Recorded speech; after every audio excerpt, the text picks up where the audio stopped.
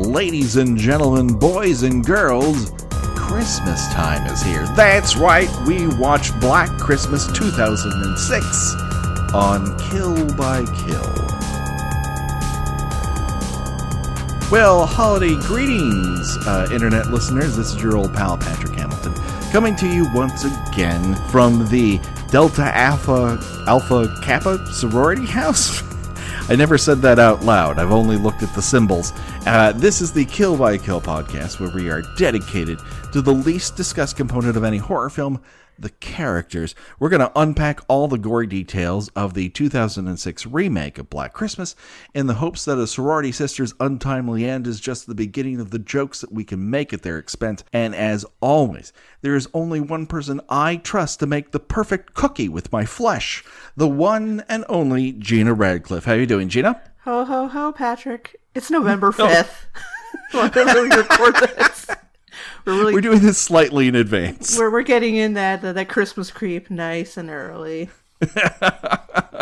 That's right. The war on Christmas has been lost. We're neck deep in it very early on into November. That's okay. The Starbucks cup I got today was red as hell. I don't know what anyone could possibly complain about, but I promise you they will find something. Absolutely.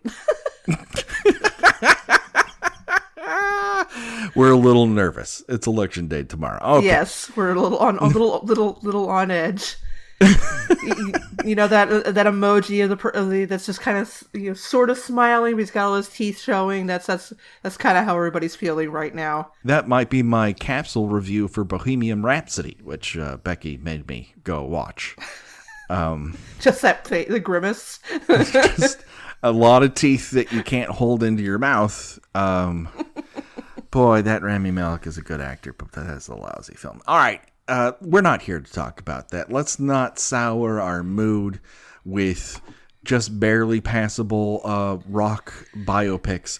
Let's talk to a real expert. I don't want to alarm you, Gena, but we are not alone. Those footsteps you hear on the rooftop are not from Santa's sleigh. They are from our special guest. She is the managing editor for DailyDead.com and the co-host of the site's podcast, Corpse Club. And of course, her latest book, which delves into the best stories by the makeup effects artists who gave us all the best nightmares of the 1980s. It's called Monster Squad and is available now. The one, the only, Heather Wixson. How are you doing, Heather? I'm doing great. I love how you set me up like I'm basically Billy Lenz to this episode, where I'm like, there might be noises upstairs. Could be me creeping along. Could be Billy. We don't know. But thank you so much for having me. I'm excited to dive into this. Well, I've been a tremendous fan. I read you for quite some time. And then, of course, I listened to Corpse Club. And our good friend Patrick Bromley, who's been on the show several times, is your co-host there, your cohort. And so I enjoy you immensely on there. And I couldn't wait to grab you and bring you into our fold. And so I'm sorry that I did it with 2006's Black Xmas. Well, they can't all be winners. But I have a soft spot for holiday horror, so I feel like, if I'm gonna come on and talk about any movie, I'll even do Black Xmas 2006 because I do love holiday horror movies. So I'm game. I sound like I'm down on this, but I'm literally mixed. There's parts of this I absolutely love, and there are parts where I do not care for it at all. What was your first experience with the 1974 edition? It's interesting. I never actually saw the original Black Xmas growing up. For some reason, it just didn't happen. And then I remember when I was in film class in high school, I took like a senior film studies class. And our teacher had us watch like the week of Christmas, like before we're getting out for break. And he had us watch A Christmas Story. And then it was interesting because he said like, oh, this director also directed Black Christmas. And I was like, wait, really? Like the movie with the crazy phone calls? Like that's interesting to me. So I didn't come to Black Xmas till later. I'm kind of glad I did because I think as a kid, it probably wouldn't have been my cup of tea. I think when I was younger, I really sort of gravitated towards horror comedy a lot. But, that's kind of a product of growing up in the 80s because the genre was having a little more fun then. But I will say it was the Scream Factory Blu-ray. Like I watched it in high school and I was like, okay, that was really creepy, really weird, really mean, very disconcerting, especially considering most people still had landlines back then because I'm old. But it was getting the Scream Factory Blu-ray that really made me go back into this movie, to Bob Clark's original, and I completely fell in love with it as an adult. And I think I was glad to sort of have that perspective in terms of what he was doing with that film. And it is a very dark movie in terms of its tone, the material, the way it treats its characters. Nobody is safe in that movie. I think the way that it ends is so beautifully bleak and horrific. And I think for me, that's what's always stood out about it, because it is, it is a horror movie set at Christmas. You think you'd want something that feels a little more like, hey, everything's going to be all right. And that is not what Bob Clark does whatsoever. And I think for me, that's why it's always been such a standout. And so, it's one that I just, kind of came into really the last couple of years, but it gets played a lot in December because I'm a weirdo. Gena, what was your first experience with the original? I'm sure I probably watched it as a teenager, but I didn't really remember much about it. But then a couple years ago, I was writing movie reviews mostly of horror, and December rolled around. I'm like, well, I should do something holiday related, and my first thought was that I was going to do Silent Night, Deadly Night. So I turned that on. I watched it for about a half hour, and I was like, well, this is fucking garbage.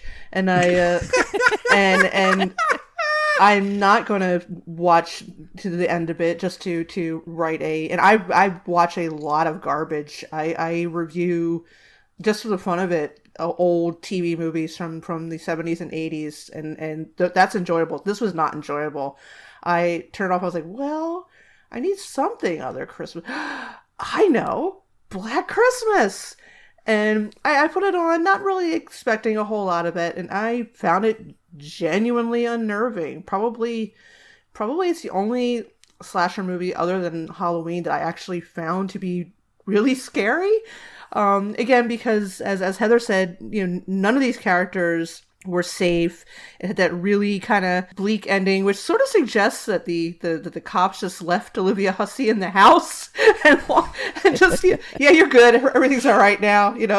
Worst policeman ever. They're terrible. Yeah, we're just, you got the guy. It's okay. Everything's fine. We're just going to leave you here in this crime scene, which, all right, sure, why not? But it's certainly the scenes with the phone calls are very scary.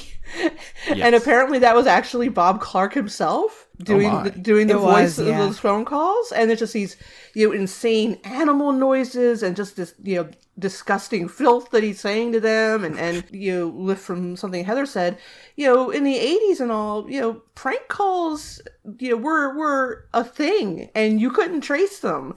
And I am old enough to remember how scary that was when someone would call your house and they keep hanging up, or they just be breathing, and you just suddenly don't feel safe at all. And this really brought that all back for me. I feel the same way about Black Christmas 1974, the way some people talk about The Last House on the Left.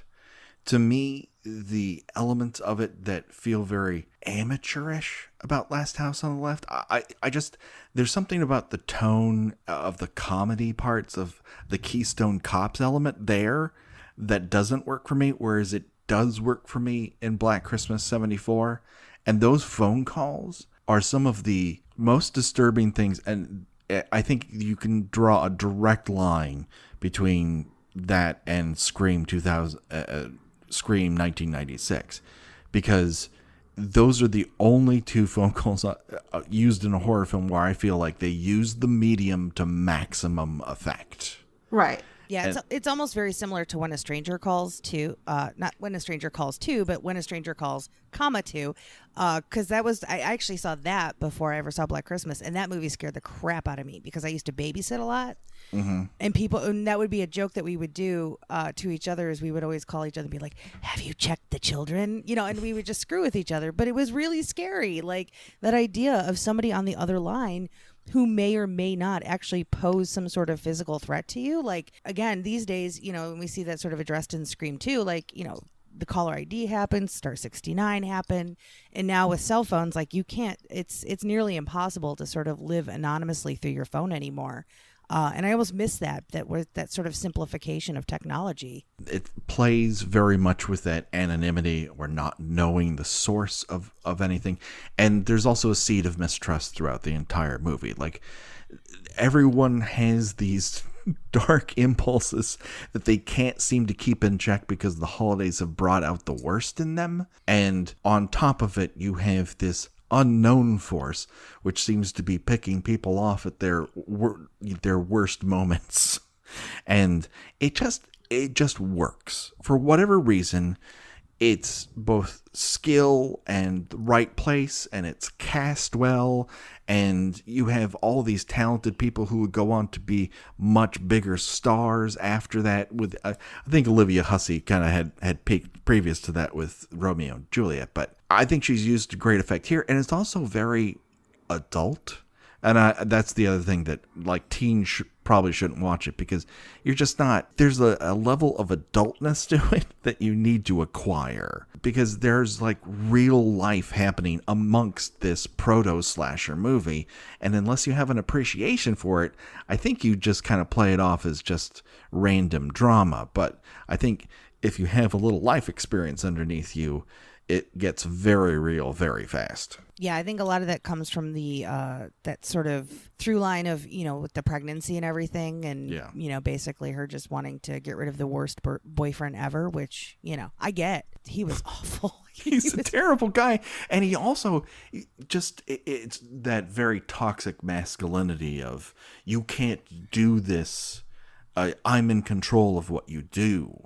And she feels very isolated by this, and she feels like she can't tell anybody, and everyone else has their own dark family inadequacies. They can't quite communicate with one another. It gives me the heebie-jeebies just talking about it, but this isn't that movie. So let's talk about the unique animal that is Black Christmas 2006. Now, we're at a point here. This is in the aftermath of the Texas Chainsaw remake.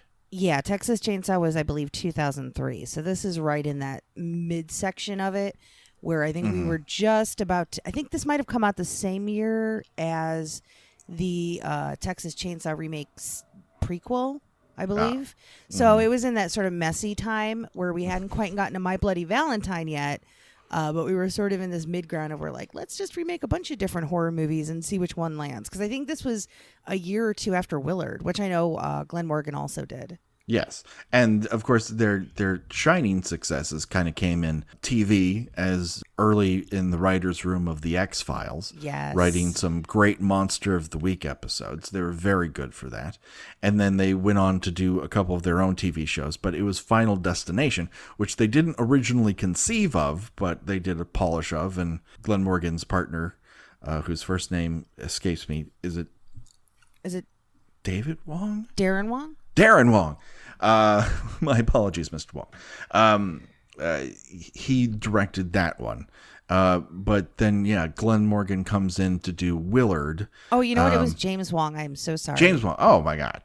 My Because apologies in again. my head, whenever I think of James Wong, I think of James Wan in my head, and I get really mad at myself because I'm like, no, that's wrong. And I'm like, no, it's right. And I should know this because I was obsessed with X-Files. But no, because Glenn Morgan's brother, Darren Morgan. That's where I got the That's Darren where from. you got Darren from. Okay. This is We more got it all explainable. The magic of editing will not make this appear the least bit. Yeah, this is like 6 degrees of X-Files right now, which I could play. So it's true. We're going to come back to it because this film has some of the hallmarks. So we have Glenn Morgan doing Willard, which I think has a lot of the same tonal aspects of Black Christmas. But it feels like because that was a New Line film, he was allowed to really indulge that for comedy. Like, this is going to be a black comedy. It's a story about a guy who can command rats to kill. There's no way you can take that super seriously. So just let me do it as black comedy. And I think it's very successful because of that. Then you get to Black Christmas. And I think we said this before we got on the air, but this is a Dimension film. And The producers, whose name will not be spoken on this podcast, were known primarily for fucking with people in more ways than one, but particularly having an idea of how a horror film should be. And as a result of that, they managed to fuck a lot of victories into defeats. And so I think this plays a weird middle ground where you can feel their fingerprints on it, but you can also see the movie that they wrote on the page, which is a pitch black, over-the-top comedy that also happens to be a slasher movie. Okay, so this is supposed to be. There are parts that are supposed to be funny. Then. Oh yes. I wasn't really sure. It doesn't really make its intentions. Very clear, it's honestly. so. I mean, it felt. I mean, some of the scenes, particularly with Billy's childhood, felt very John Watersy to me. But like, I was like, is this intentional, or are they trying to go for some sort of? Was this before or after the Rob Zombie reboots of Halloween? This is before. Was it? Okay, because I would have sworn that given the style and the, let's, show, this really grotesque childhood that this killer had. So, so I guess it makes some sense as to why he's doing what he's doing. Not that it matters, but yeah, I mean, I'm watching this and I'm like, I guess this is supposed to be funny. I'm not laughing, but I mean, generally, they feel like everything that involves Billy's childhood and everything that involves the sorority house definitely feel like two different movies. I think part of that is intentional. That there's an aspect to it, the past being warped by both interpretation and memory is something that they're going for. But there's also a general style that Glenn Morgan is bringing to this, where every surface has to be filmed at the most extreme angle possible. The ceilings in this house must be 15 feet high. There's just no way that people look like they're 5'2" walking around this place, because the height of everything has to be so high for these giant, crazy angles. At one point, he attaches the camera to the hip of a woman and goes up her body to look at the attic. And I'm like, what is happening here? This is the wildest way to shoot this scene. And I think the intention was to unnerve you. And I think the result is occasionally it just confuses the fuck out of you. It really was a movie that was taking a lot of chances at a time when remakes weren't. So I give it that. You know what I mean? Yes. Like, it doesn't feel like any other remake we were getting at that point. Some of it is questionable, but I think it's, it's interesting that you sort of bring in this idea of the house, because I think it's interesting once they sort of really address, like, there's like little mentions here and there, like at the beginning of like, oh, the gift for Billy. But once they really out loud sort of say like, hey, we're living in this murder house, it's almost like the perspective of the movie changes, where the house is the one watching over everybody. I don't know if that even makes sense, but it just feels like that's suddenly when we're not getting those direct shots, we're getting all these, that's when it really starts to feel like everything around them is watching them. And yet, you know what I mean? Like, it's not just the typical we're watching them, everything around them is watching them. Yes. I think that's an interesting take on it. And then there's the added element to it that in the original, like, you kind of know Billy, but you also kind of don't. You're shown snippets of him and you see a lot of POV shots, but you know nothing really about Billy other than, a couple snippets here and there, but you don't get a full backstory of the guy. Here, they abandoned that concept, as was the, du jour of the time, where everyone had, what's really frightening? The story you haven't heard. And like, no. It's really frightening. Moms who chain smoke. It's so funny. It's so funny how you can see like that transition from movies of the from like the 40s up until the 80s where like everybody smoked. It was just it was just the elegant thing to do or the cool thing to do. And then like at some point in like the mid 90s, it automatically became a sign that you were a bad person. And if you've got like just constant cigarette coming to your mouth, it means you're clearly a miscreant of society and are probably abusing your children. You know what's really weird? When they go back to those scenes where his mom's like sitting in the chair and she's smoking. This is the craziest thing for me to even think of. But when I was rewatching those, like it honestly reminded me of the scenes in Scrooged when he goes back and he's watching his mom in the chair and she's smoking, and I was like, is this like some really messed up like homage to Scrooged right now? Because that's what I feel like. So I would love to ask, because I just feel like it was like I'm getting Scrooged vibes, but not like, hey, this is Scrooge. It's just like the really screwed up version of Scrooged. But Scrooged is a film which has wild tonal shifts, but Right. manages to ride those rails. Like it is a very thin line between it just skipping off into, oh, this is just too crazy. It just manages to stay on the right side of it. And it's hard, man. Any group of people trying to create one work of art, it's a tough gig. I feel like there's a movie here that was awesome. Yeah. And I'm not sure what we're presented with is exactly that movie. I'm going to go out on a limb. I didn't know what I was supposed to be feeling in various scenes. I didn't know if I was supposed to, find this certain scene so outrageous as to, just to be completely baffling. I didn't know if I was supposed to be scared. I didn't know if I was supposed to find this, funny in a dark and gross sort of way. It's just, there's just so much, that is disorienting. And again, I don't know if it's intentional. Like one thing that I couldn't help but notice is, the scene when Billy is born, and it's worth pointing out that, completely irrelevant to the plot, or so I assume, because I'll admit, this is the first time I've ever seen this. And I only watched the first 40 minutes. So I have no idea if it ever becomes relevant to the plot that he has some sort of disease in which he looks like that yellow bastard from Sin City. I believe me, Yes. when the first time I saw it, I was like, is this like a Yellow Bastard prequel or something? He's like that? It was perfect. glowing. It's the perfect prequel. He's glowing. And in some scenes, he looks like he's about to turn into a werewolf because his eyes are yellow too. And Man, if he would have awesome if he turned into a werewolf. That would have been the best twist ever. And so the mom looks like she's 50. The dad looks like he's 30. And then 10 years later, the mom looks even worse. The dad still looks the same age. So I'm not sure, like, what I'm supposed to be thinking here. Am I supposed to be thinking that, gosh, this is disorienting? Or am I supposed to be thinking, gosh, this is some really lazy casting and makeup they did, that they made the mom look really bad, and the dad looked like he'd been encased in amber?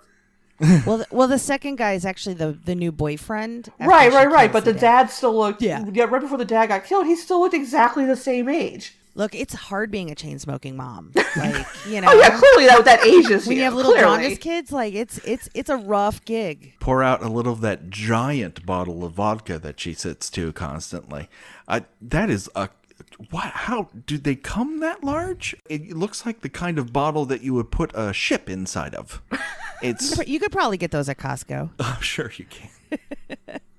But oh my goodness, she must be. I mean, when you're buying bulk in vodka as a smoking mom, whew, let's enter the fray here. Let's begin at the beginning. What a very good place to start, and that is inside the Delta Alpha Delta.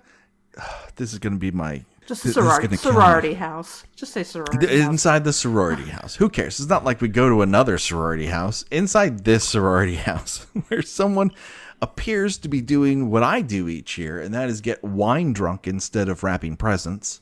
And it turns out that this individual is Claire Crosby. And I'm going to ask this question because as I name off these people, I would like to figure out, is this a theme within this movie? Now, on Final Destination, didn't they name everybody after horror directors? I believe so, yeah.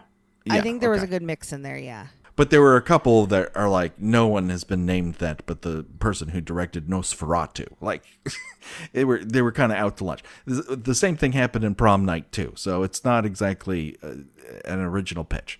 But this individual's name is Claire Crosby, and I think almost everyone in this movie has a last name having to do with someone who had a Christmas-related album hit. I didn't even notice that. I believe you are correct. Yeah. I didn't even notice that because I was really just trying to keep track of who everybody was. Everyone is brunette of a certain length. Yeah, I was immediately thrown off as soon as Katie Cassidy is like Kelly Presley, and I was like, really? You're going to name somebody Presley in a movie? All right, that is a bold move. But yeah, you're absolutely right. As somebody who grew up listening to a lot of classic Christmas classics, they're all here. Yes. And we learn a couple things about Claire Crosby. One, she appears to be in the midst of some sort of serious regret or denial attack. And also, she does not let wine breathe. Just open a bottle, swirl it around in that glass. Give it a minute or two before you just start dunking it in your mouth. It's a living, breathing chemical reaction, people. Wine needs air. And that's Old Person's Corner. We also have an appearance from Chekhov's pen, which is shot in very meaningful close-up. Yes, very meaningful close-up, and we see it is awful sharp for a pen, but she also has amazing calligraphy skills. So I was really jealous because I realized like how much, like as I've gotten older, how crappy my handwriting has gotten, and I was like, gosh, I really was like, for a moment, I was like, man, I wish I could really write like that again, and because I'm a nerd for that stuff. So yeah, I noticed the calligraphy. It's an art. You have to write in movie theaters on occasion, right? Do you believe that part of your chicken scratch problem is that you're writing without looking at the pad of paper that you're writing on, or do you believe this is simply the ravages of age? Oh, I've always had terrible handwriting. I actually failed penmanship a couple times in elementary school. The minute I got into high school and it became optional to write everything in cursive, I was like, goodbye to that shit. I don't even remember how to do most of my cursive letters at this point. So now my handwriting is terrible. It's always been terrible, and the only thing, it just makes it slightly harder to read now to write in the dark. Yeah, I used to have really good handwriting. But yeah, when I'm in a theater and I have to take notes, it's like a train wreck on a page. In fact, the second time I went to go see Suspiria, I had this idea that I was going to write this big piece for it and just have been way too overwhelmed to do it. And I went back and I did like 8 pages of notes because it's a long ass movie. And I'm like, I don't even know half of what I was writing. But that's also that movie too, because you're like, I'm not even sure what this is referencing at this point, which is not a knock to Suspiria because I freaking love it. But I looked at those, it was 8 pages and I was like, I don't even know what to do with this. So I was like, I've done enough this month. I'm good. But it's pretty terrible. A lot of times what I'll do is I'll wait until like a movie's done, and I kind of try to like mentally compartmentalize like some notes in my head, and the minute that light goes up, then I start writing like a furious madwoman, like just sitting there like trying to just garbage dump onto the page, which doesn't always work, but at least it helps a little bit. But yeah, I am no good without light. I don't have to. I have to write copy for TV shows, so I can clickety clack all I want to because I never have an audience to worry about. But when we recently did like a special where we talked about the new Halloween, and I had this epiphany halfway through it that I'm like, oh, this is great. This joke about how no one in Haddonfield seems to have a clothes dryer. They only dry their clothes on a line. And I'm like, oh, this is going to go over great. I can't wait to tell this joke. And I got out of the movie. I couldn't remember it. I couldn't remember it for days. I don't even know if I got onto the podcast. That's how long it took me to remember this dumb joke that I thought was so perfect. I should have taken notes. So here we go. Let's get back into this. Why not? We have a person who does not respect wine. But she does have She hears a noise, Claire does, and she walks to her closet, which seemed to be filled with a metric ton of dry cleaning still in the bags. And I don't know about you, but I didn't dry clean anything when I was briefly in college. I don't think I dry cleaned anything until I was old enough to rent a car. I don't Maybe it was because like now.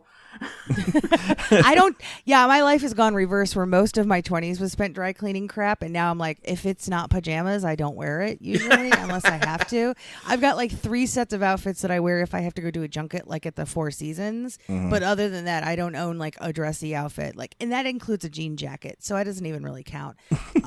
But maybe because like these are women, like these ladies were sort of stature because they sort of write them as like kind of rich bitches, all of them, like they all have like privilege. So maybe they had to dry clean all those Argyle sweaters back in the early 2000s. Those crop top Henleys.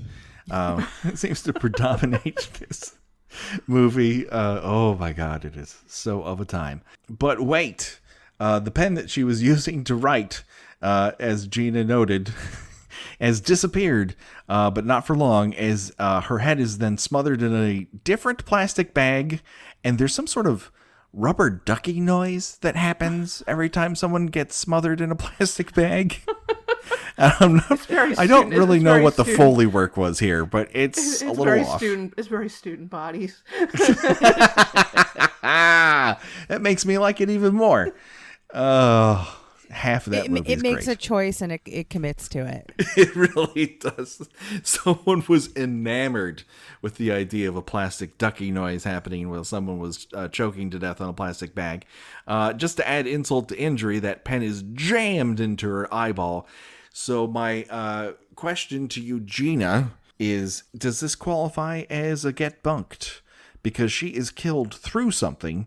It's just very thin. No, I think it has to be like a hard surface, like a wall or a bed frame. I don't think plastic counts. I got really excited. I thought, oh my God, we have a movie with a lot of get bunked happening.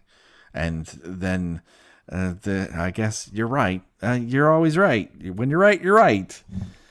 It's worth it to point out that this murder takes place within the first 3 minutes of the movie. Yeah, it's very jarring. I will compliment it. I'm going to hold full judgment until I'm going to be fair and wait to watch the entire rest of the movie. It's not doing a lot for me right now. I will say that much.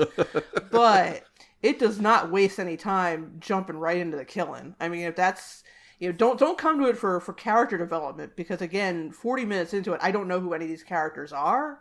I can't tell any of them apart. There's some sort of vague subplot involving one of the girls watching pornography of her boyfriend, and I cannot tell if it's supposed to be her or another girl, because I can clarify if it helps. It's the other it's the other girl, the other blonde girl. Yeah, the other blonde girl's boyfriend.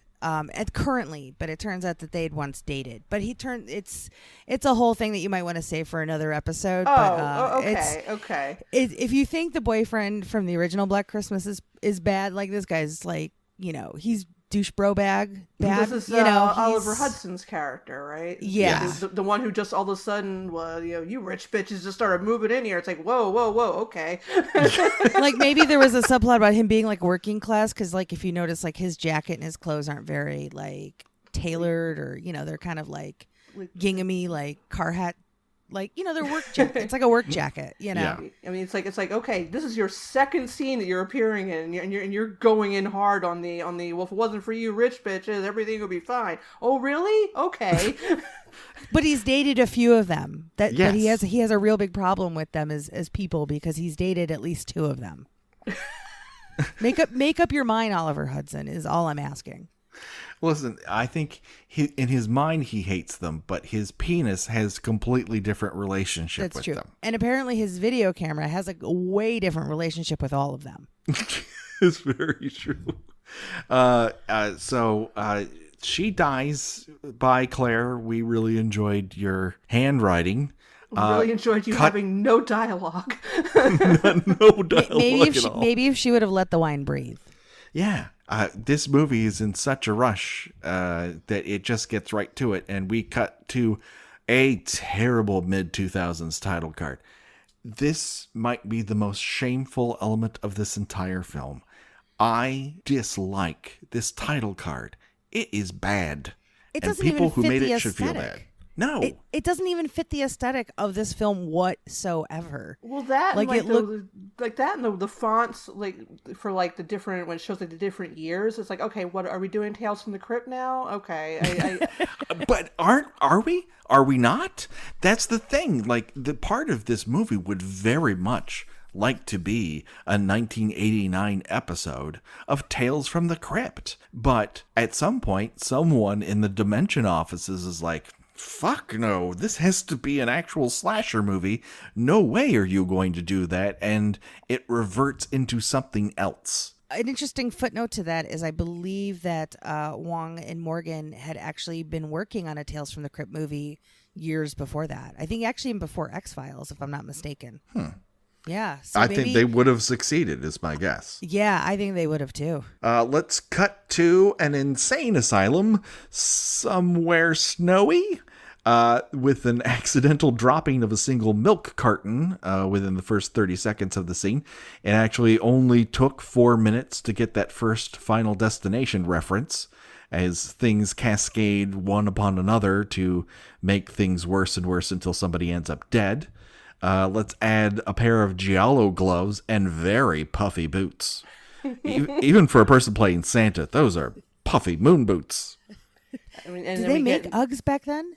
If they did, these are made of vinyl and are apparently overstuffed, like a couch of a roommate you had in college that you disliked. we get Chekhov's candy cane. Yeah, we do several times. I actually wrote down, do you really want to give someone in an insane asylum a candy cane? Because He has electric light, Christmas lights in his cell. they really indulge this guy. It's like, well, we're letting him For a guy who kills and eats his family, they certainly Yeah, make a they're lot just of like- provisions on his behalf. Well, Yes. he really likes Christmas, so we're gonna put this rocking chair. We're gonna hang up twinkle lights, and we're gonna give him cookies and a candy cane because the holiday is so special to him. We meet 3 people very quickly. One is a guy who is handing out Christmas dinner to all the inmates. One is a guy who should be at the children's ward, and his other characteristic trait is that he's horny and full of backstory. And then we have a security guard who has the rest of the backstory. But the guy handing out the food puts a plate onto Billy's slab and says the following line: "It tastes like chicken because it's chicken." This is a very X-Files thing happening here that feels disconnected from the rest of the movie. This seems like the black comedy they wanted to make, and then the other tone is something else. Well, that's the thing that bothers me is that there's just a lot of scenes of just brief encounters with unpleasant people. You have all of these people, these people working at the insane asylum, which, of course, as is always the case in these movies, it's incredibly understaffed. And then you've got a little later in the movie, you've got Eve, who is she another member of the sorority house? Because she just kind of appears out of nowhere, and she's kind of weird looking and doesn't look like the rest. She looks like she's about 12, which is a little disconcerting, but everybody's just kind of uncomfortable with her, and she's shot in a kind of almost in a fisheye to make her look kind of even more weirder and off-putting. The Beastie Boys had more than likely sent a cease and desist letter. There's so much fisheye. And in I'm this like, movie. okay, is this another town weirdo they're encountering, and to what end? I mean, I'm assuming it looks like where I left off. It looked like something was about to happen to her, but I don't know. But it is her character again serves no basis to the plot. She just seems to appear out of nowhere. She has a very weird interaction with Mary Elizabeth Winstead's character. Gives her Chekhov's crystal unicorn sculpture. But that's it. And it's just like, this is, again, this feels very John Waters to me, where it's not just the killer that's weird and creepy. Everybody's weird and creepy. Oh, for sure. Everyone's weird and creepy. I mean, they do project some things onto Eve, if we can just jump ahead. She's wearing yellow gloves. And the present that she gets, unlike everyone else, which is wrapped in white and silver, hers is wrapped in a very yellow gold. So that might be the very subtle hint that Eve is not all she's cracked up to be, and she might be connected to Billy Lenz. Yeah, and where it does or doesn't go from there is like blah. Okay. Yeah, they do nothing with that. Really? You're kidding me. Yeah, shocking. They do nothing with that? Oh, there's so many storylines dropped in this movie. Like it's like a juggler's nightmare. Two of the things that kind of struck out to me. One, when you said, I love the line when you said horny and full of backstory, because I think I'm going to use that for the title of my autobiography. That's just like the greatest phrasing ever. So I've been holding on to that for like a good 2.5 minutes now. But what's interesting to me about the scenes at the Clark Sanitarium, by the way, little nod to Mr. Bob Clark, is that so much of that part really reminded me of the Tombs episodes from X-Files, the way that they shot it and the way that you get these little glimpses. And he kind of was a guy who sort of had a very odd look to him as well. Yeah, he had those kind of lizardy eyes, which is what this guy has. And it's like, okay, what sort of liver disease does he have that is making him glow and look like some sort of werewolf fish man? Yeah. Well, and I think maybe in their sort of way, like this was their way of taking a character that they kind of helped create, because I believe that was a Morgan Wong episode, and putting it into like a cinematic universe. Like honestly, if they would have stuck with that and kind of lost the idea of Billy Lenz and this weird stuff about, incest and all that, and made it like a Tombs episode and put it into a movie, I would have been 120% more invested, I think. Oh, yeah. Because I think that would have been interesting.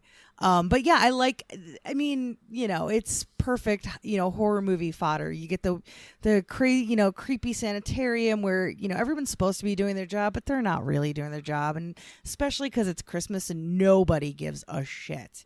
Like literally nobody. But of course, I love that the one nurse that's working, of course, is like super hot.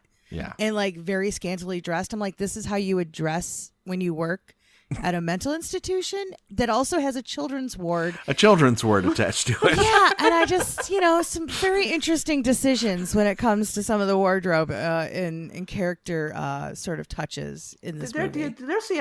Speaking of interesting touches, I had to ponder the whole idea of the horrible story of Billy Lenz being treated as some sort of like jolly folk legend that they have to leave a special gift. The cannibal incest murder that took place here 20 years ago. I mean, it's treated like and this goes back to one of the things. It's like he's Santa Claus. Yeah. Yes. Or the it's Jersey a legend. Or the Jersey Devil. Just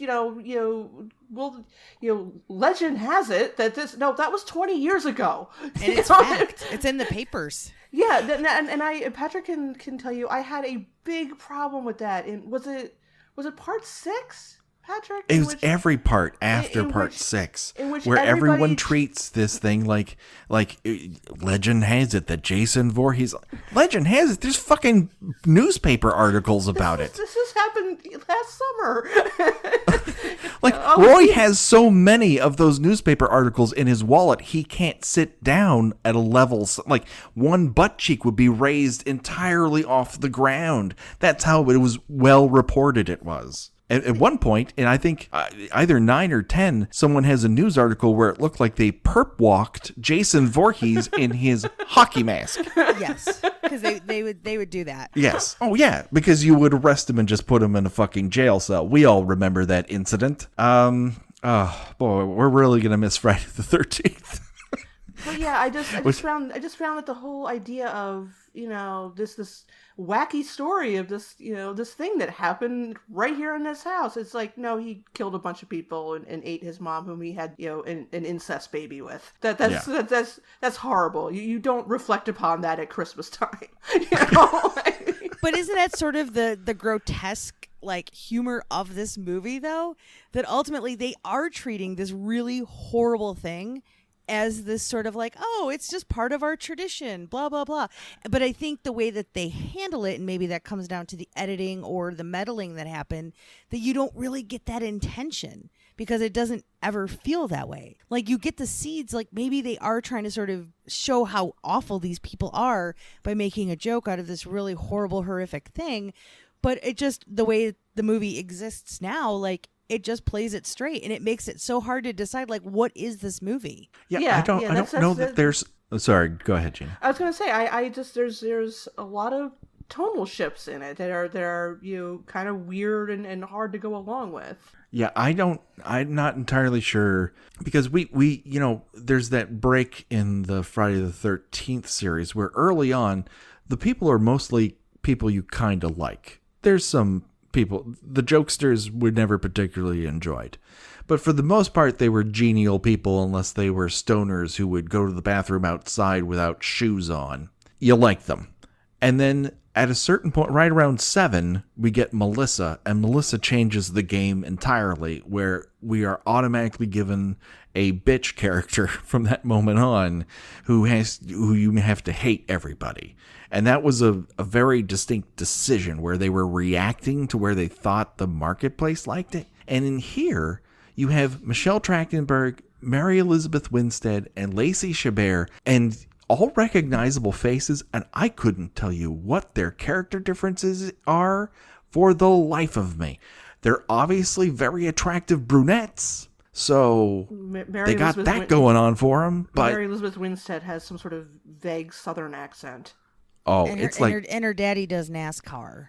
Is that what it is? And then you've got the so. other girl in the half shirt that just openly just despises everybody that she lives with for and I can relate to that, to be honest. That's me like having to go in public where I cannot deal with a single soul. And I get that. That she might be the most relatable character in this movie. Well, but you also have national treasure Andrea Martin just flitting through this entire thing as if she is in a completely different movie. And every moment she's on screen, you're like, can we just talk to her? That would be great.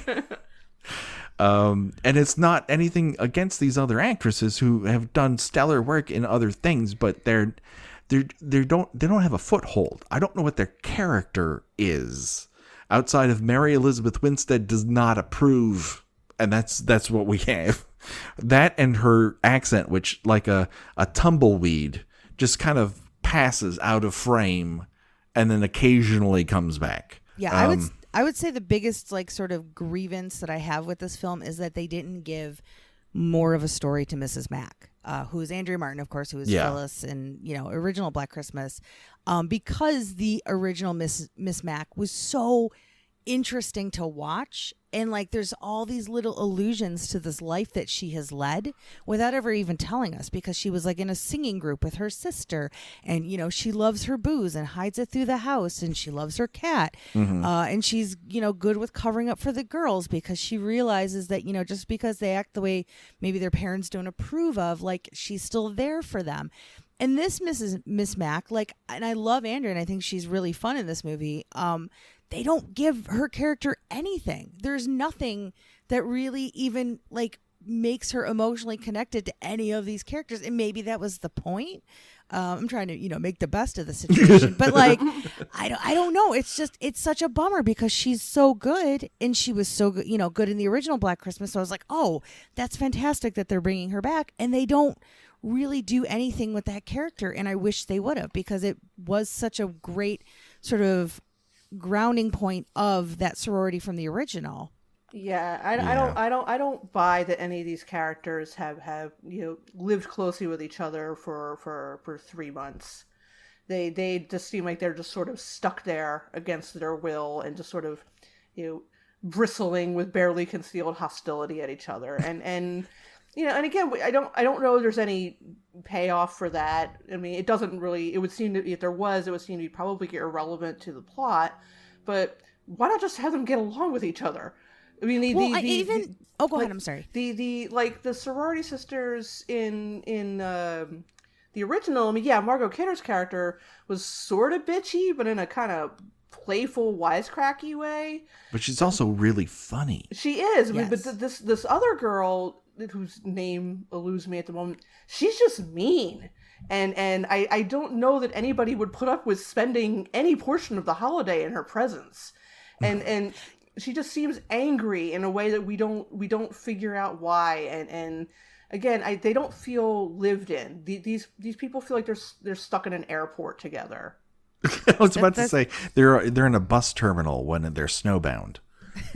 Well, I think what's interesting, I was going to say that it's like, they didn't even have to necessarily like each other, because I think, like, if you look at something like Happy Death Day, and you look at the sorority sisters in there, like, there's like that sort of healthy competition, but they still have each other's back. Like, you have to have that sort of duality to it, where there's still a sisterhood, but they're willing to fight with each other, because when you're in a family, you fight and you kind of bicker and stuff like that. This movie doesn't have that. Like, it's just the bickering, and you're like, how do any of these girls get in with each other? Because it's part of the game of being in a sorority, is you have to win over your sisters to get in. If I'm not mistaken, I was never cool nor rich enough to join a sorority, but I imagine that's sort of how it goes. And these people don't even look like they want to even talk to each other. So I'm like, how did anybody win anybody over to get into this place? It's hard for you to have a personal connection with another character on screen when the majority of the time you are texting via 10-digit keypad for the entirety of your dialogue. This is such an and it's odd so tedious decision to do that. But it's really such a is. tedious process. It probably was just one text throughout the whole movie, because that's how long it took. It took them that long to say, I'm not going to be leaving the house until midnight tonight. Because you're hitting 555799999. God. Thank God for technology. Anyways, it's not that I dislike these actors. I don't think they're given enough to do. And part of the reason is because there's so much fucking backstory to Billy Lenz, who we might note at this point has not escaped the asylum/children's hospital that he's in. So clearly there's more than one killer. There's more than one here. killer. They established that right away. So we have a red herring, or in this case, a yellow herring. So we cut back to this this hospital where we learn that Billy hasn't escaped yet. So who is killing the sisters of Delta Alpha Kappa? Ha ha! I got it once. 2, Billy can make a box out of folded newspaper, which is seriously impressive. 3, they've given a dangerous psychotic electric Christmas lights, which is fucking nuts. And a pen. And a pen. And 4, when the security guard finds out that Billy has escaped by pulling his toilet out of the wall with his bare hands, he does not sound any sort of alarm. He just kind of begrudgingly investigates himself, almost as if this is the beginning of an X-Files episode, and eventually Mulder and Scully are going to come like, why didn't he sound the alarm? But we never get that. We never get a Mulder and Scully that I'm aware of. But it's too bad, because that security guard ends up with a candy cane shiv to the back of his neck. We will miss you. You had a cool voice, dude. And in this is also the scene which we're introduced to Oliver Hudson's character. And so this marks the first time we've ever had a movie where I've written for people who are in the movie. So it's really weird to see Oliver Hudson be skeevy, because I just know him as this nice guy who eats raw broccoli and goes, yeah, I can make that joke work. And then I'm like, I like that Oliver Hudson. He made my joke work. Before he was making your jokes work, though, he was making porno videos with his girlfriends without him knowing. And staring directly into the camera like he... American Psycho. Like that guy that was his Patrick Bateman moment. He's like, yeah. He would have flexed in that position if he could have. Oh, true. Very true. But it's very chaste for a sex tape, because the blankets are pulled all the way up practically to their necks. Yeah, don't worry, though. They make up for that, all of that later on in the movie, where you're like, oh, this is rated R, but like we're seeing really like very non-graphic sex, and you're like, oh, but hold on, the movie's still got like another 45 minutes or so. Don't worry, you're gonna catch up. Oh, so Gena, guess what? You get some nudity, what you've always wanted. And not male nudity, because there's barely a dude in this fucking thing. Yeah, no, there's a dearth of dudes in this. Which makes it unique, because I like that element of it, because we almost have a snowbound thing like setting, but we've inserted Oliver Hudson into this, who I believe was given one direction, or maybe two, by the director, and that was squint and look sinister. Scowl. Lots of scowling. Scowl a lot. Yeah. So Claire's dead body is in a rocking chair. So if you had that on your Black Christmas 1974 bingo card, you can give that a check right now. It works a lot better in the original. And every time that this movie sets foot in the same territory, I feel like the elephant in the room stomps on it. And anytime it sort of does its own thing, with the exception of the incest storyline, I think it does better. Yeah, I would absolutely agree, especially because like the rocking chair scenes in this film, and there's like maybe 2 or 3 of them I think total, they don't have the same impact as they do in the original. And I think because there's this idea of suspense, and I don't think this movie isn't about suspense at all. It's just about, hey, let's throw a bunch of crazy shit at you for 90 minutes and see what happens. Where Bob Clark's was very much a study in suspense. Like it was just where you're holding your breath and, you know, pun intended, I guess, maybe, and waiting to see like how all this was going to come out. And if these women were ever going to discover that this guy is in their attic.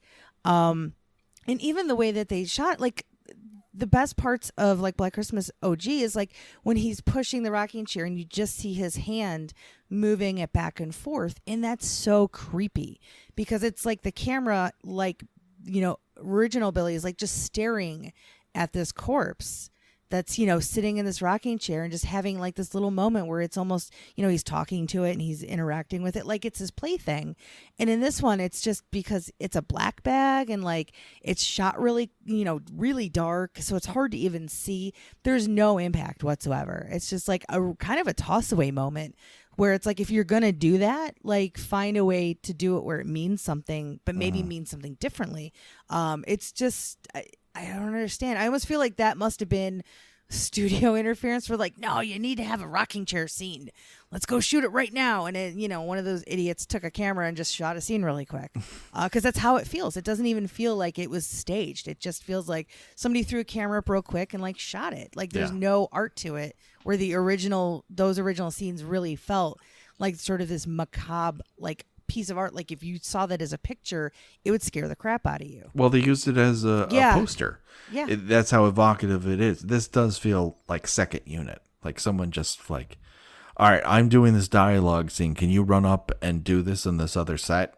Or even like third unit, like where they're like, they gave a PA a camera and they're like, hey, go shoot this scene. We're all busy. So we're introduced to Megan and this sequence, which looks a lot like the Poseidon Adventure because it's just very long ladders and very low angles.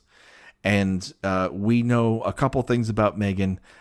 She also likes red wine. Everyone in this place is drinking red wine, which I did not know the sorority sisters were super into, but this one they are. And two, she is somehow connected to Oliver Hudson. We later learned that they were sleeping together. So she hears something in the ceiling. She goes to investigate. We get one camera angle right underneath her boob, which is very odd. This house appears to have been built by Fritz Lang because it's all weird angles. And so she goes up to the attic where she sees a music box. And for her trouble, she gets a bag around her head and then her eye is torn out. It's a lot.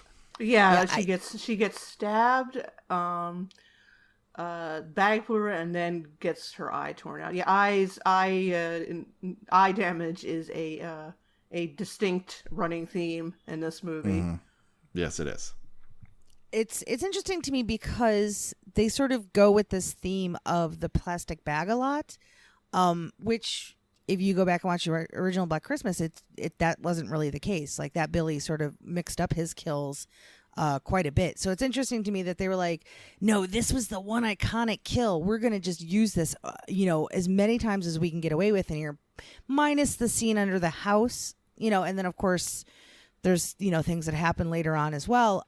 But like, it's just interesting to me that they were like, oh, we love it. Like, let's do it again. And maybe again, like again, I think that's why it loses the value of that sort of graphic image of somebody having a bag, around their head and getting suffocated, because, you sort of get desensitized to it by the time, I don't know. And maybe it's you guys, doing all the Jason stuff. You guys know, like, this idea of like Jason, yeah, he has a machete, but like he does other things with other things. Like you want a little variety. Yeah, you want a little variety. So it's just kind of eye plucking, and plastic bags seem to be really what this movie is all about. And stabbing someone with the errant Christmas tree ornament, which, I don't know. I sort of feel like, before it could really do any damage, it's just going to break in your hand. I mean, do you know how easy it is to break a Christmas ornament?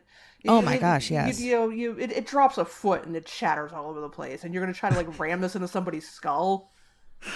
At one point, Billy's mom pulls a Jaws thing where she crushes an ornament in her hand, like Hooper does on the boat. With paper cup. Paper cup.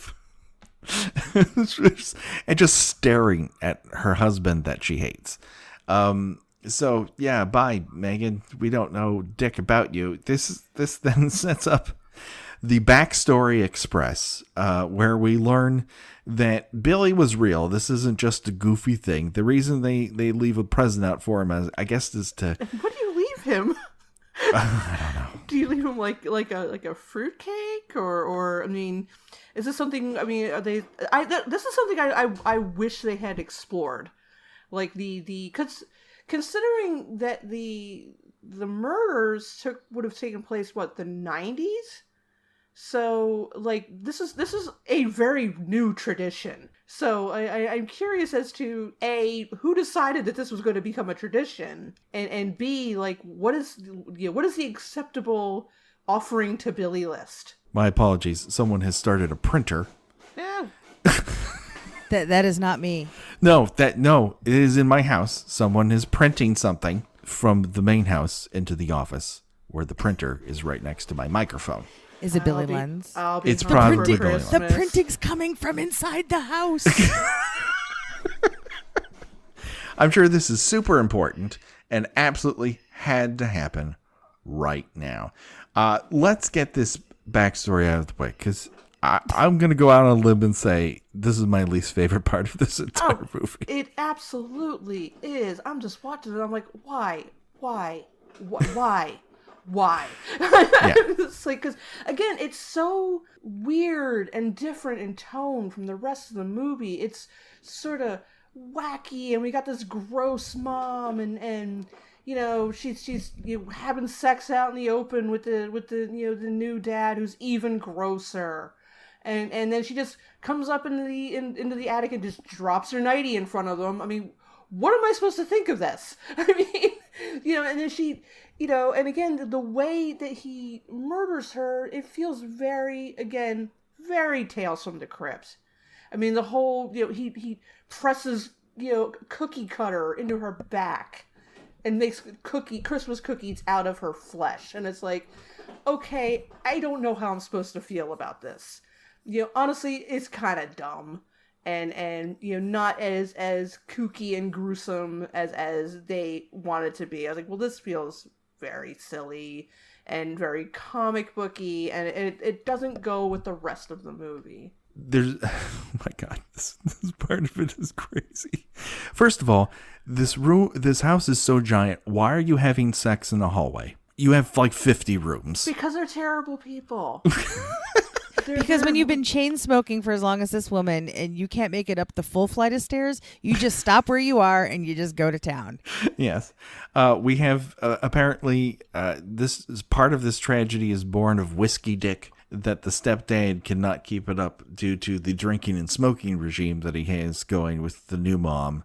And so that's why she goes to sleep with the son that she hates. I don't get that at all. That is fucking nuts. And it's not just like, a good kind of nuts. No, it's I mean, it's sort of like a very. It reminded me a lot of why I kind of fell away from American Horror Story. And it's just like they're trying anything. They're going to try anything to really freak you out and just make the audience uncomfortable. And okay, well, first we're going to have child abuse, and then we're going to have them murdering the dad right in front of them, and then we're going to have her being, you know, openly sexual with the new husband, you know, where he can hear and see them, and then let's just go for broke. Let's make her have sex with him. And it's like, you know, all right, I get it, you know, because it's just, you know, kind of beating you over the head with you know, isn't this really gross and unpleasant and uncomfortable? Are you uncomfortable yet? And it's like, well, kinda, you know. I mean, it's like, you know, do I need to be? Do you want me to be really uncomfortable? Because I am, you know, mission accomplished. I think for me, it really, again, and I think this is what it kind of goes back to the X-Files for me, because it really felt like reminiscent of Home, which was probably the most controversial episode of I love that episode. I think it's because it's just a standalone, you know, episode with its own story. It does not go with the rest of the movie is the problem. It's just, it doesn't go with the rest of a standard slasher movie. Oh yeah, no, absolutely not. But I think for me, it almost felt like this was like, again, like, you know, Wong and Morgan kind of leaning into those things that they knew were sort of like their fans would get. But again, I don't know that, you know, it would work within the context, because like once you start mashing up X-Files episodes against each other, you know, you're gonna have a lot of crazy shifts, which is what this movie does. But yeah, for me, I was just like, oh, it's like the Peacock family version too, except with a little more yellow added, but also a crazy mom. Yeah, but it also has kind of like, you know, kooky kind of Tim Burton-esque music in certain scenes, and it's just, well, like, they were sort of the purveyors of like the, let's use that really soothing music during the most horrific parts of it. Because, you know, you basically have the scene where like the Peacock brothers go out to kill the sheriff. The Johnny Mathis song, yeah. It's the Wonderful, Wonderful, and you know you see them and you just hear the bat cracking against their body, or his body, while his wife watches. And I think, you know, because now it's like everybody's like, oh, you know, that's sort of a thing to do in horror movies, but like X-Files did it back, you know, way back in the day. And I think that's where a lot of directors sort of found inspiration from. But yeah, I in terms of the context of what the rest of this movie is, it does not fit.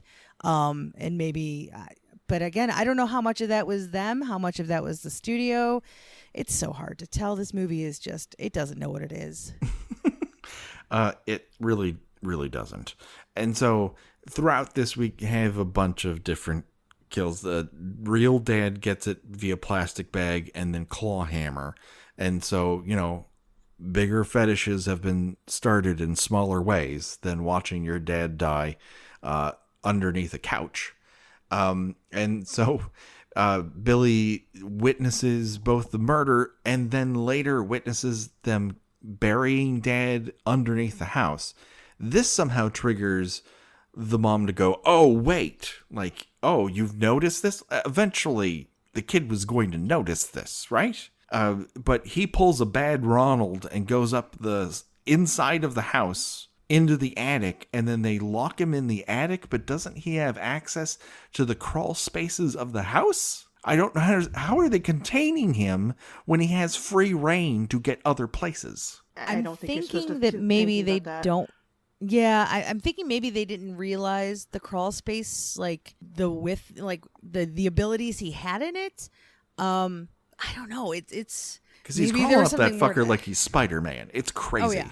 So we get dad gets it. Then later on, we have a scene in which we learn that the product of this incestuous relationship is now the perfect child that mom always wanted. We then see them years later at a different Christmas celebration where even having the supposedly perfect child has not made this mom's life any better. She just looks she looks like a dried apple witch. Do you remember when we were kids and we would make the fall decoration? You get the apple and just carve it, just get all dried out and shriveled and fun. Didn't we prognosticate that Jason Voorhees was making those for a swap meet in New Jersey? We did. Yes. Everything comes full circle. That's right. Yeah, it's terrible. She can't keep lipstick off her teeth, and she can't keep her nail polish on. She just looks like somebody that would have been in a David Lee Roth video, just yelling at him at a convenience store. Just yelling at a camera. You'll never amount to anything. You call this rock and roll? Exactly. Oh my God.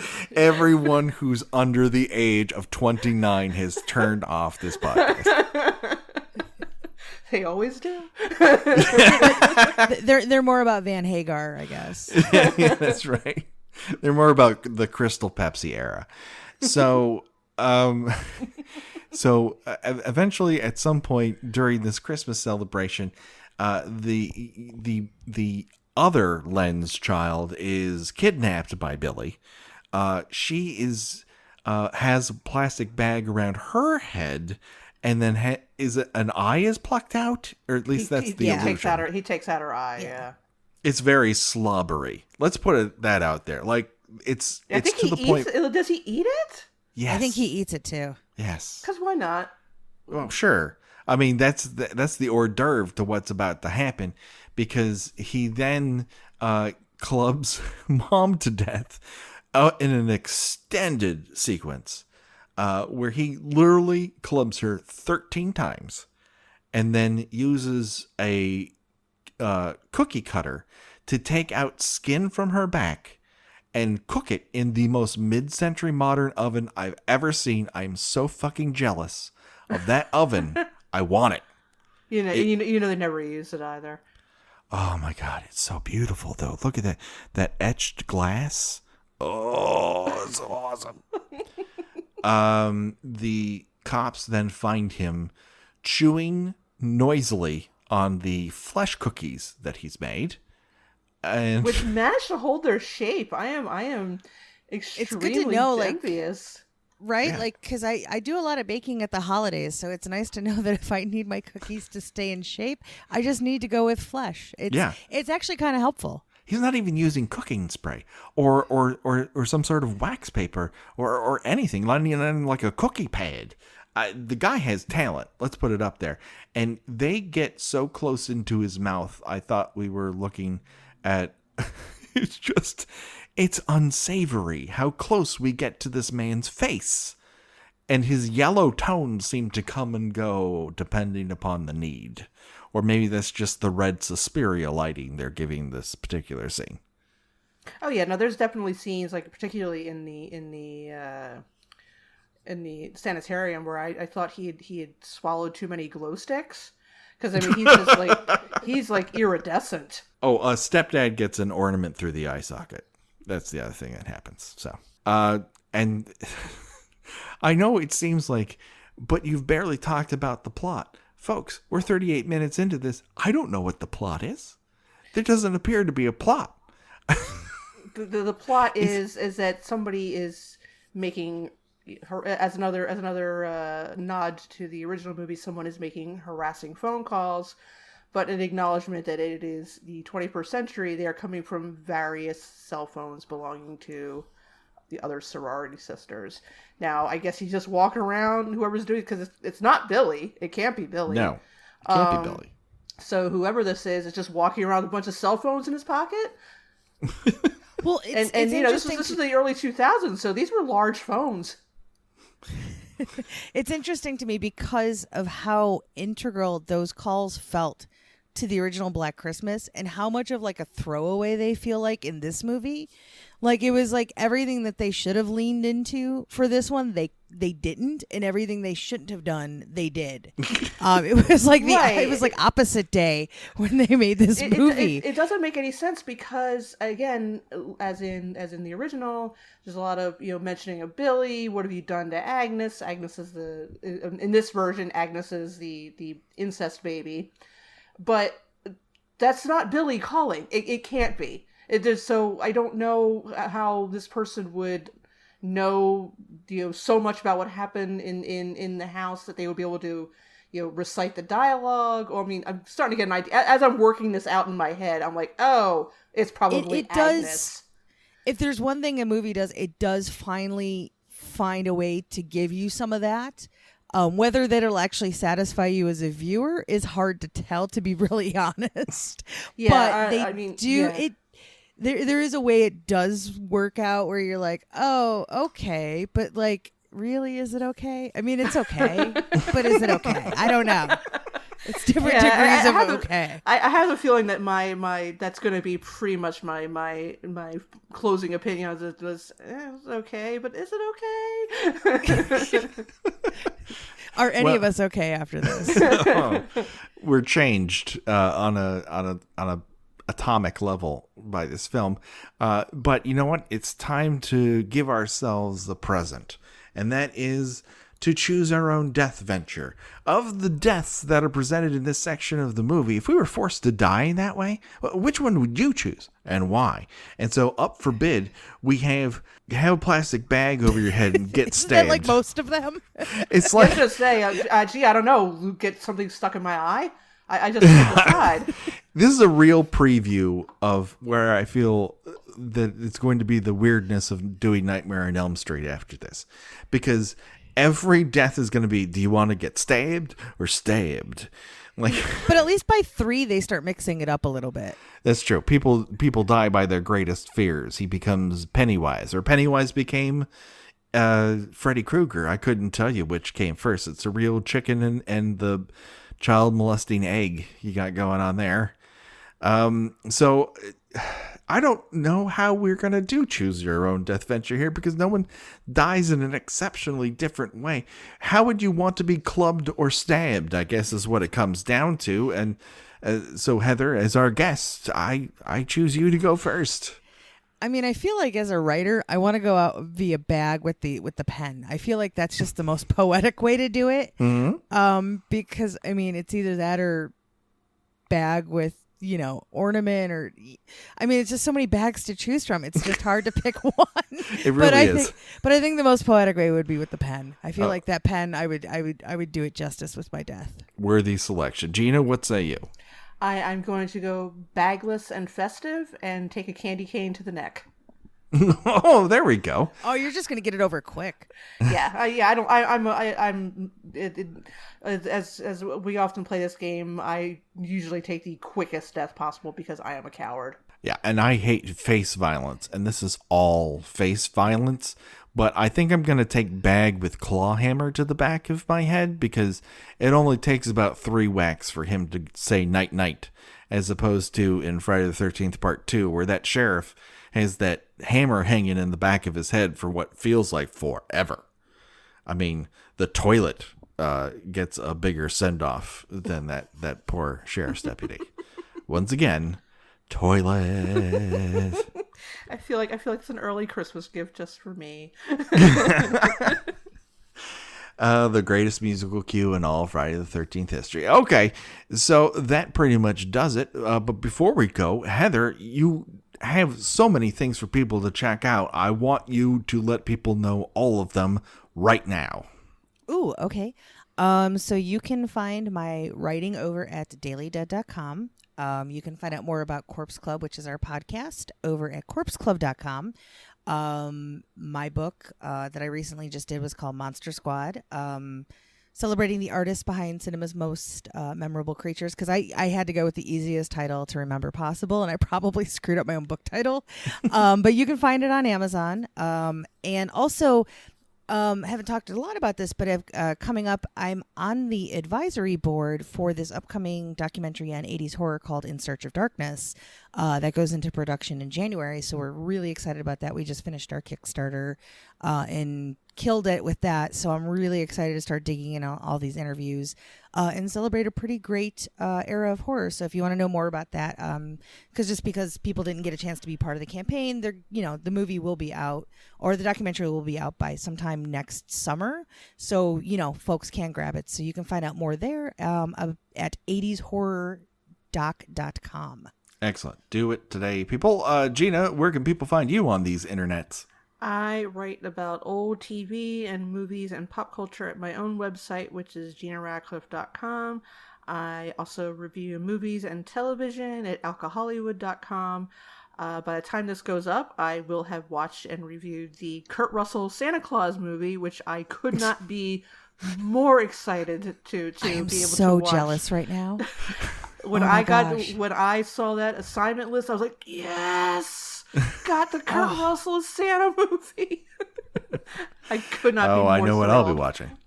Oh, yeah.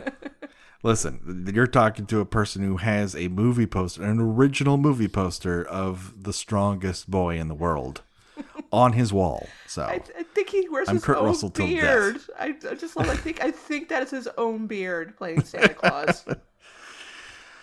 He does all his own stunts. And so, of course, if you want to contact us, there's a couple simple ways to do it. The easiest is Twitter, Kill by Kill Pod, Instagram, Kill by Kill Podcast. We have the Facebook group and we have the Facebook page, sort of varying levels of commitment. And of course, if you would like to support us, the couple ways to do it. One is financially at Patreon. Just look up Kill by Kill. And we have wonderful supporters whom we thank each and every episode. Thank you so much. And of course, you can also support us if you don't have the ducats available via reviewing us on whatever podcatcher you happen to get us on. Many people, we've noticed, listen to us on Apple. So if you look us up on Apple Podcasts and review us with a 5-star review there, and tell us what your favorite death was in any of the films that we've covered, we will talk about it here on the air. That is our solemn promise to you, the Kill by Kill listener. And so until next time, the holiday body count will continue for myself and for Gena and for Heather. Bye-bye, everybody. Bye. Bye. Thank you.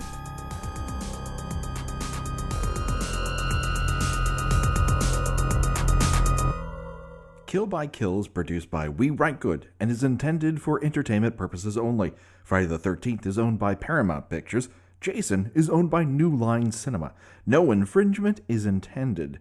Kill by Kill logo was designed by Josh Hollis. Visit him at joshhollis.com. The Kill by Kill theme was created exclusively for us by Revenge Body.